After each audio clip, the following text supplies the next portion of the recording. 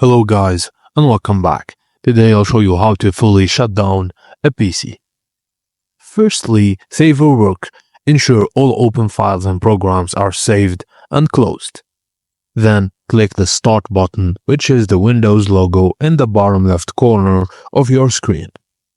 Now, click on the power icon, which looks like a circle with a vertical line through the top. Select Shutdown from the menu. Wait for the shutdown to complete. The PC will turn off completely. Just ensure all lights on the PC case of laptop are off.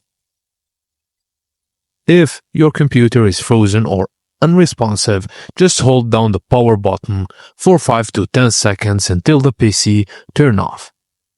Just note that this should only be used as a last resort, as it may cause data loss. And that's it guys. Thank you for watching, and please don't forget to like and subscribe for more.